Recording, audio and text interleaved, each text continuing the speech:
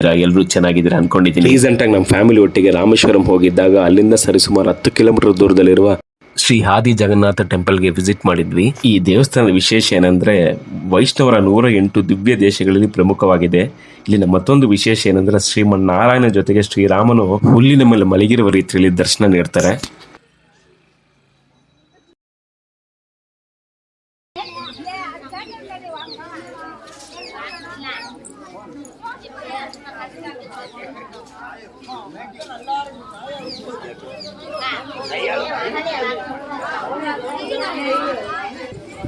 ಶ್ರೀರಾಮನು ಲಂಕೆಗೆ ಸೇತುವೆ ಕಟ್ಟಬೇಕಾದ್ರೆ ಇಲ್ಲಿ ಬಂದು ತಪಸ್ ಮಾಡೋರು ಅಂತೇಳಿ ನಂಬಲಾಗ್ತದೆ.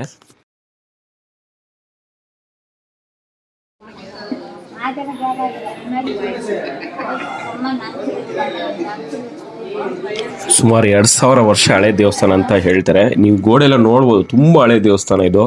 ಇಲ್ಲಿರೋ ಕಲ್ಲಲ್ಲಿ ಕೆತ್ತನೆ ಮಾಡಿದರೆ ಸರಿಸುಮಾರು 7ರಿಂದ 8 or 9ನೇ ಶತಮಾನದಲ್ಲಿ ಪಾಂಡ್ಯರ ಚೋಳರ ಕಾಲಕ್ಕೆ ಸೇರಿದ್ದು ಅಂತ ಹೇಳಿ ದೇವಸ್ಥಾನ ಹೇಳಲಾಗ್ತದೆ. ಇಲ್ಲೂ ಸಹ ಫೋಟೋ ಅಂಡ್ ವಿಡಿಯೋಗ್ರಫಿಗೆ ರಿಸ್ಟ್ರಿಕ್ಷನ್ ಇದೆ, ಅದರಿಂದ ನಾನು ಆದಷ್ಟು ವಿಡಿಯೋ ಮಾಡೋಕ್ಕೆ ಟ್ರೈ ಮಾಡಿದ್ದೀನಿ.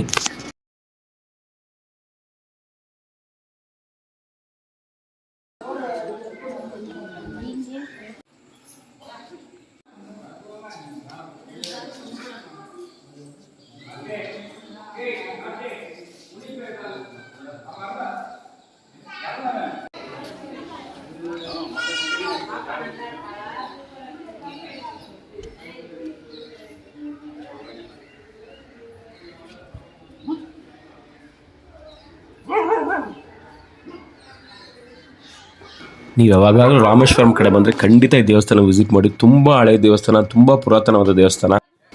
ವಿಡಿಯೋ ಇಷ್ಟ ಆದರೆ ಶೇರ್ ಮಾಡಿ, ಲೈಕ್ ಮಾಡಿ, ಸಬ್ಸ್ಕ್ರೈಬ್ ಮಾಡಿ. Thanks for watching.